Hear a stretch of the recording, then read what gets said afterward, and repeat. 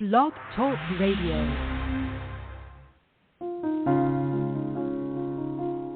Readers Entertainment Radio presents Booklights with your host, author Lisa Kessler.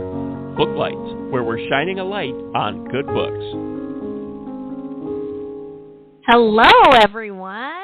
I can't believe that we're already in June. We're halfway through 2024. Wow. Anyway, today you guys are in for such a fantastic treat. Sebastien de Castell is here with us today, and he has some amazing different fantasy series for us to chat about. If you haven't read him yet, you're in for such a treat, and I'll read his bio here so you can get to know him a little bit. Sebastien de Castell had just finished his degree in archaeology when he started to work on his first dig, and 4 hours later realized how much he hated archaeology. He left to pursue a focused career as a musician, ombudsman, interaction designer, fight coordinator, teacher, project manager, actor, and product strategist. It is Monday. I'm having a hard time reading today. Sorry, guys.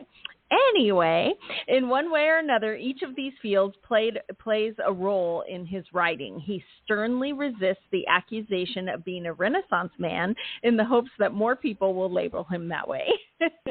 Sebastien's acclaimed swashbuckling fantasy series, The Greatcoats, was shortlisted for both the 2014 Goodreads Choice Award for Best Fantasy, the Morningstar Award for Best Debut, the Prix Imaginalis for Best Foreign Work, John Campbell Award for Best New Writer, and his YA fantasy series, Spellslinger, was nominated for the Carnegie Medal, and it's published in more than a dozen languages now.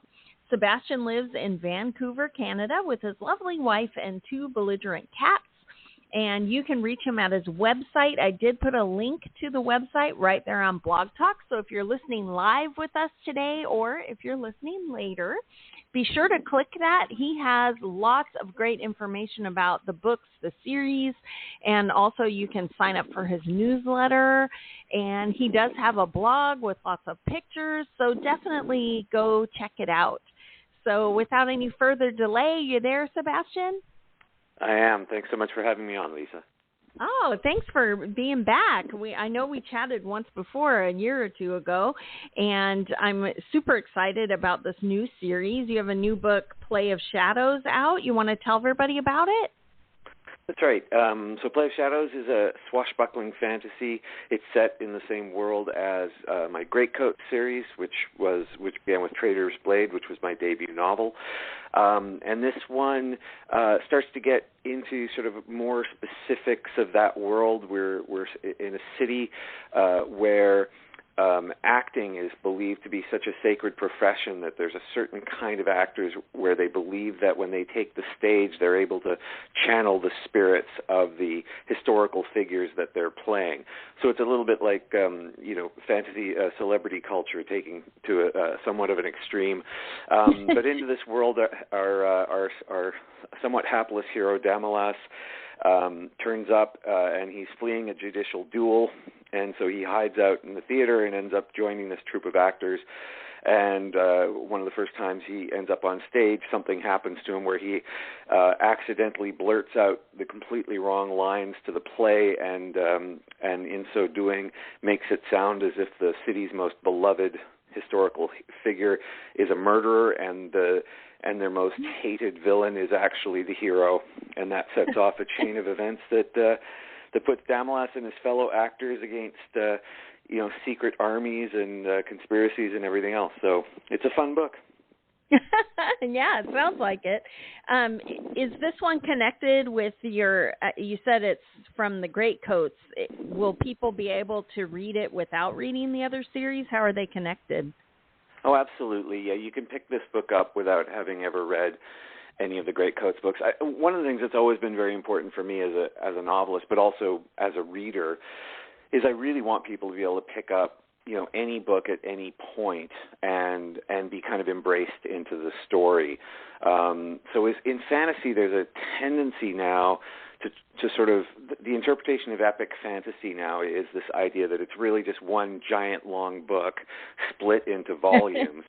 And so you really have to start at book one, and you have to kind of plod through all of it. But even with the Greatcoat series, which was, 4 books told all from the main character, Falcio Valmont's perspective, you could actually start, if you started on the 3rd book, it would kind of tell you how to, what was going on and how to come into the story.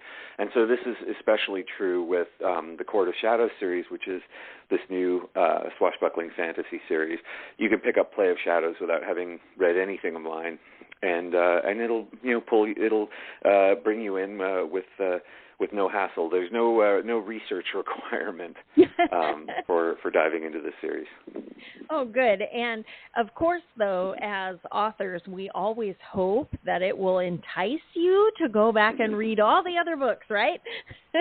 Yeah, and I've tried as much as possible, even in that context with Play of Shadows, for example, that it doesn't, although it takes place after the events of the first Greatcoats Quartet, it doesn't spoil most of those events.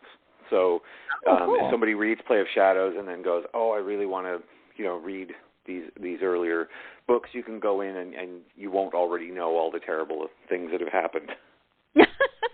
You can be surprised by the terror. Yeah, exactly. So what inspired this, offshoot from that series?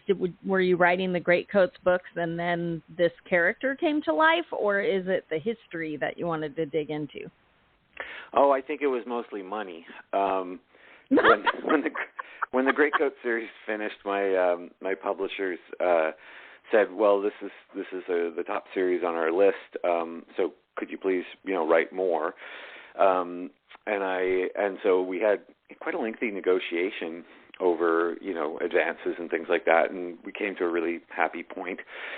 But then I had to sort of ask what I wanted to do next with that world, because the first Greatcoats Quartet is entirely told from Falcio Valmont's perspective. He's what's called a Greatcoat, which are these traveling magistrates who, they go on a circuit around the country and they hear cases in different towns and cities and villages along the way. And because it's a fairly corrupt society, there's a lot of powerful people who don't like to be ruled against by these errant judges, and so the Greatcoats sometimes have to duel to enforce their own verdicts. And so that first quartet was so focused on, Falcio's journey, that I didn't want to go, well, here's a popular character, I'll just keep writing the same stories with him, because it starts to not feel very real at a certain point. In real life, when people have gone through all of those things,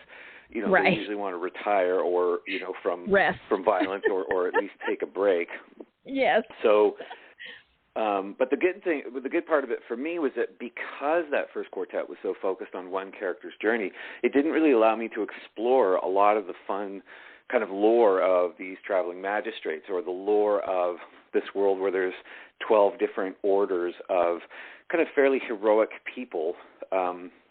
So for example, the Bardati, who are sort of the troubadours and who are kind of the country's memory. And so with Play of Shadows, I got the chance to really delve into the lore of the Bardati and all of their different sort of sub-orders, the actors, the dancers, the musicians, and their sort of different abilities. And so with this one, it was just an opportunity to kind of explore that world in a more detailed way and bring other characters and other sort of inspirations into it, because swashbuckling as a sort of a genre has a lot of rich history behind it, and everybody thinks of like the Three Musketeers and books like that. But in the 30s there was Raphael Sabatini who wrote Scaramouche, and so swashbuckling's always had this really interesting mixture of a kind of political element. It really looked at the politics of its time in a way. And also this notion of antiquated values. Even with the Three Musketeers, people in that book are sort of saying the Musketeers are out of date. They're these values of honor and nobility and fair play. They don't make sense in a modern world. in that case, the modern world being several hundred years old.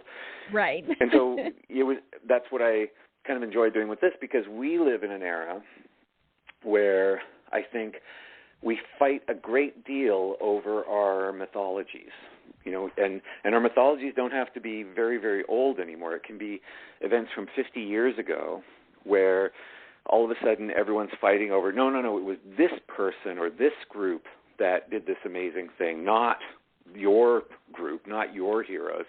Right. And so Play of Shadows deals with that very directly, because when Damalas screws up that ending line of this play and sets off this political firestorm, we start to see how those kind of myths, those kind of stories influence the politics of the day and the basis for which people either rule or are oppressed. And so that's one of the lovely things about fantasy in general, and I think swashbuckling fantasy in particular, is you kind of get to explore issues that affect your own time, but in a way that's it's not hitting the audience over the head with a political message, for example. Right. I do like the concept that, history is viewed by who writes it. And I think that's a really interesting concept that you open your book with, is what if the guys who wrote history were wrong? Absolutely. And one of the very direct inspirations for Play of Shadows is that, 20-odd years ago, I was doing sword fight choreography for theater productions, and I was brought out to London in the UK to do all the fights for a production of Richard III. But what was interesting was this wasn't Shakespeare's Richard III. They wanted to do a production that was based closer to history. And for those who've never seen Richard III, as a play, it makes Richard out to be this kind of monster. They make it very Shakespeare makes it explicit that he's deformed and he's evil and he's cunning because he can't be courageous and all this kind of stuff, which is not very reflective of the history. But in fact, it was the Tudors who basically rewrote the history, right?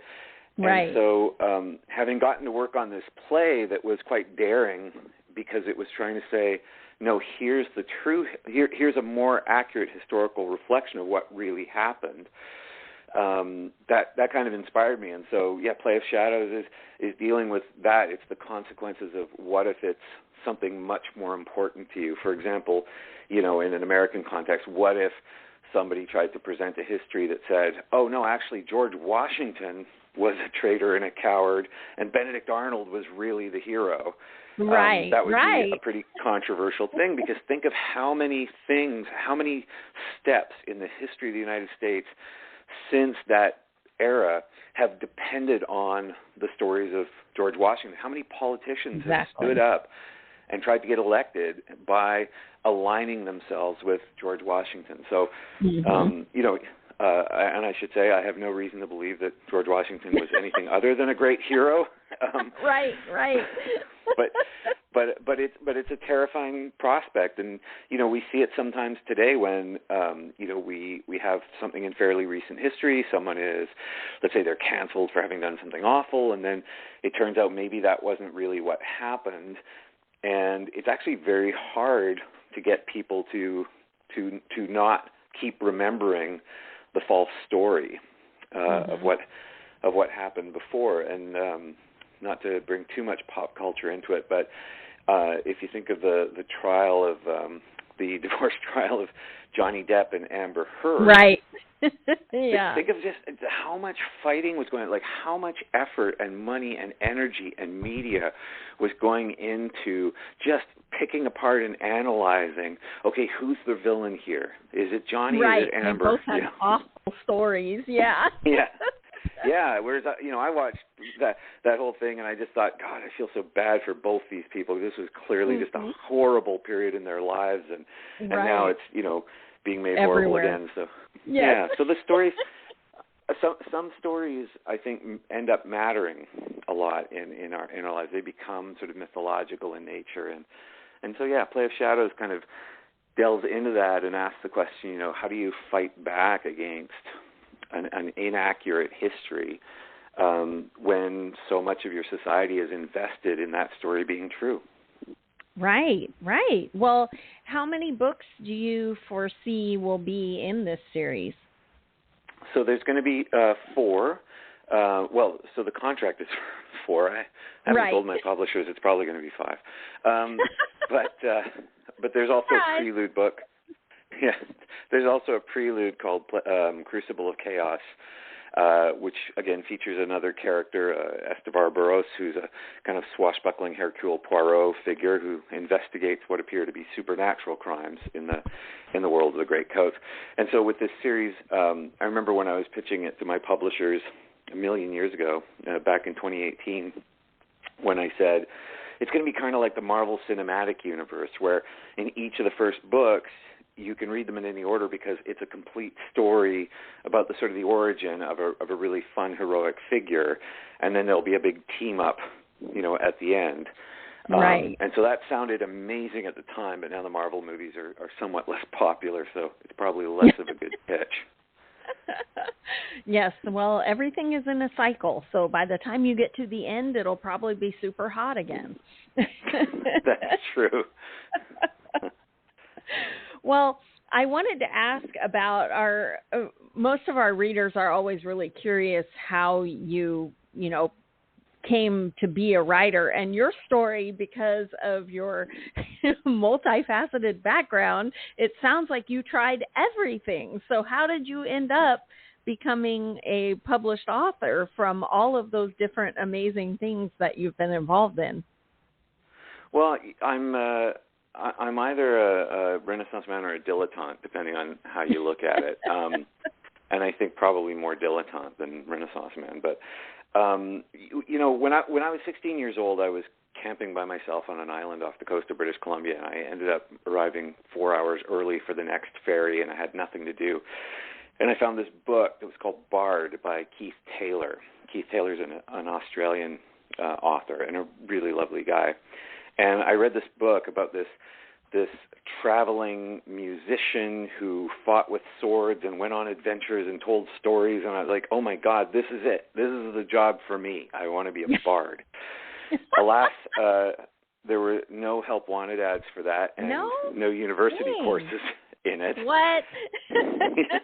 So as a result, I think I had 20 different majors in university. And I think I landed on archaeology only because that was the one I ended up with the most credits in. But, archaeology is mostly, when you're starting out, a lot of archaeology is basically camping and then spending the day, with a toothbrush, digging in the dirt. Right. So it's less, there are far too few temples of doom. Not really Indiana Jones. Yeah. Yeah. And so I ended up, just doing all kinds of, different careers, and all of them were lovely. And I've always kind of viewed work as an adventure whenever I can. So when I'm, whether if I'm doing a gig as a musician or when I was choreographing, sword fights, or when I was doing acting, or even when I was working as doing project management for, educational institutions, I would try to sort of make that into an adventure for myself. And so all of that kind of eventually led into writing. So back in I think it was 2006, there's a thing called the 3-day novel writing contest that happens every year. And I thought, and I literally forgot that it existed until like the day before. I think I registered within, hours of the deadline. And I didn't even know what story I was going to write. And usually people, they start at like 12:01 and they have an outline and they, and they end up writing, 10 or 15,000 words over those 3 days, or maybe 20,000 words. And I went to bed. I woke up at, I think, 7 or 8 the next morning. I went, I don't know, I guess I'll write this one. And then I just kind of, and I hadn't been writing for ages. Like I hadn't done much creative writing before then. I'd written one sort of terrible mystery novel called Skeletons in the Cloister, which the best thing about it was the title. That is a nice title. Yeah, that's what my agent said. When I got my agent, one of the first things she asked me was, "Do you have any other books in the hopper?" And I said, "No, all I've got is this terrible mystery novel." And she said, "Oh, what's it called?" And I said, "It's called Skeletons in the Cloister." And she said, "Oh, I can sell that." And I was like, yeah, but it's not a good book. And she said, yeah, but it's a great title. It is a great and title. that's how I learned everything about the publishing industry. But yeah, in that 3-day novel writing contest, I just started with this idea of these three sort of swashbuckling figures for whom everything had gone wrong, and that all of the ideals that they believed in and fought for and risked their lives for had sort of proven to be failures. The king that they worked for, that they adored, who was trying to bring reforms to the country, had been deposed and then executed by the dukes. The knights, who were the sort of very oppressor kind of class, serving all these lords, are viewed as heroes. And the greatcoats, these traveling justices who tried to bring the protection of the law to all these cities and villages around the country, are reviled and, in fact, called traitors. They call them Tratari, tattercloaks. And so over that 3-day novel writing contest, and I had a music gig in between. Oh, my gosh. I had to sing The Lady in Red at a wedding, which is never that much fun on no sleep. But I wrote 44,000 words in 3 days, which was crazy. And you were inspired. Yeah, and that became, that 44,000 word draft, which at the time was called Three of Traitors, became Traitor's Blade, and years later became my debut novel, and launched me into a 4-book contract, which then got me an 8-book contract and another 4-book contract, and it just sort of kept going from there. Now I'm almost exactly 10 years into my writing career, and I've had 18 novels published, and I've got, I think, 6 or 7 more under contract, so it's been a surprisingly stable job. Well, I love that origin story, and it does sound like you took all of those different careers and, sprinkled them into all of the books. So maybe they were all just, on the job training. They've all, they were all great moments and great opportunities to work with and meet new people and learn new things. And at the end of the day, writing, especially as a novelist, it's very much about taking all the disparate experiences and the strange things. Sometimes they're big momentous events, but sometimes they're just tiny events, interactions with one person where you showed up and there was a new person at work and you just instantly disliked them, and you felt like you had all these good reasons, and then you slowly realized you were completely wrong about them. They were actually lovely people. Those kind of things end up informing your writing. That's what, when you write something that's your best writing, it's almost always coming from that. And so the great news for people who are listening, who want to be writers, who feel like, oh, I keep hearing about writers who started when they were 12 years old or something. I certainly wasn't that person. Nobody ever thought I was going to become a novelist. People thought, most people I was dealing with before my first book deal thought I was like a PowerPoint pusher, making slides and presentations. and because it's not about whether you were obsessed with writing as a teenager or whether you inhale a lot of incense and drink special teas. It's just whether you find something, a story to tell, and you tell it as passionately as you can. So even if people haven't started, some of the, Dave Duncan, another a great Canadian writer, I believe he wrote his first novel at age 50, and then I think wrote 50 more novels before he died. Wow, that's amazing. Yeah. It's a wonderful field because it's one where you can start at any time. Right, for sure. Well, I wanted to ask you what's coming next, because you have a few different series that are still ongoing, right? What can readers look for next? Sure. Well, so Malevolent 7, which is a new series, I think my agent pitched it as Deadpool in Westeros. So it's basically, the Malevolent 7 is basically it's like the Magnificent 7, the old Western, but with wizards blowing things up and swearing constantly. So if you don't like swearing, it's a bad book for you. But if you do like swearing, I think there is more swear words per chapter than in any other fantasy novel on the shelves. So that was the accomplishment I was aiming for there. Right. And that book, surprisingly, outsold its initial sales targets by 4 times. Wow. And so my publishers have asked for 2 more books in that series, so I'm starting the next one of those.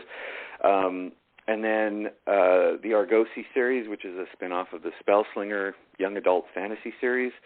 There's 6 Spellslingers out, and then there are 3 Argosy books, and a 4th one will come out, I think, next year. And then I can't say anything too much about it now, but there will be an announcement soon about a big sci-fi novel that I'm co-writing with a great writer friend of mine, and that came out of just an experiment together, just doing some collaborative writing, and then we ended up with a book deal. So that'll be announced, I think, in the coming weeks. So lots to come. Congratulations. Very exciting. Have you always wanted to write a sci-fi, or was this a shock to you, too? This was very much a shock to me, too.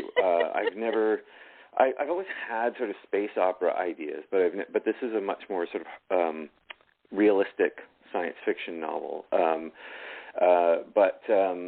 Yeah, it just came out of just working with another writer, and we would do these writing experiments where we would, get online together and have a shared Google Doc, and then we'd each sprint 5 minutes at a time of writing. The other person would then suddenly have to pick it up and write the next 5 minutes, and we did that a ton of times and ended up writing all of these great stories. It's a very unusual way. Usually when authors write collaboratively, they're swapping chapters back and forth. Right. But the way we do it is we actually write live on the fly together and see where it goes. And so it's a wonderful process.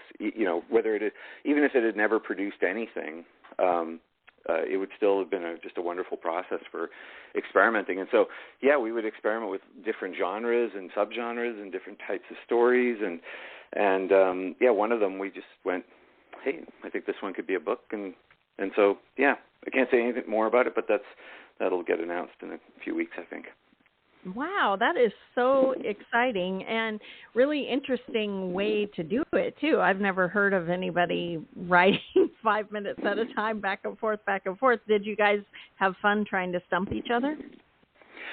Well, it's a never-ending process of stumping the other, because you think, because you'll be like, oh great, I've set this next beat up perfectly, and then they go off in completely wrong direction, and you're like, right, oh my God, why did they do that? And then you go, oh no, that's actually a really cool direction. Okay, I'll extend that further. I know where they're going. I'll take that further, and then you can see on the other writer's expression, they're like, oh God, why is he going the wrong direction? I thought I set that up perfectly. But what it does is it produces stories that are stories that neither of you would have or could have written by yourself. Alone. And that's the part that I like, right? Because once you've written, once you've published like 18 novels, I just end up, I have a sense of, I know what my books sort of will tend to look like. And so being able to break out of that with someone else is, and go, okay, well, this is the book that I couldn't have written. That's really exciting. Yeah, I think that's very cool. Are you guys going to write any more, do you think? Well, we have, I think we've done 12 other stories, so we'll see. And certainly if this one's a success, then there will probably be some, publishers get very enthusiastic about convincing you to write more once you've got a successful book with them. Yeah, that's true. Surprisingly less enthusiastic when it's not as successful. So right, I know. Why is that? Business. Yeah. Well, before we run out of time, how can readers get in touch with you when they get excited about the books? Are you on social media? Are you going out on tour? How can they talk to you? Yeah, so I do a lot of traveling. So I think I'll be at Dragon Con in Atlanta this year. I just found out about that, so that's in August.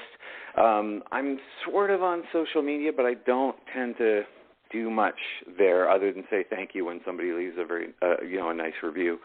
The best way to reach me is from my website, which is decastell.com. That's DECASTELL.com. I'm easy to find online. So there's a contact page there, and so you can send me an email from there, and I reply to every single email I get as long as it's not spam. So if you are a Nigerian prince and you really want to write me, please preface with, look, I know that, this is usually a scam, but I swear I really am a Nigerian prince. Right. And I really do love your books. There you go. Exactly. You don't even have to give me your bank account number. Oh, my God. Well, thank you so much for being here today. It was great chatting with you. Good luck with the new book. Everyone go out and grab a copy of Play of Shadows. It's the first book in the Court of Shadows series, and hopefully we'll talk to you again soon, Sebastien. I'd be delighted. Thanks so much, Lisa. Okay, thank you. Thanks for joining us on Booklights. Be sure to connect with us at www.readersentertainment.com for articles, blogs, videos, and podcasts that matter to readers.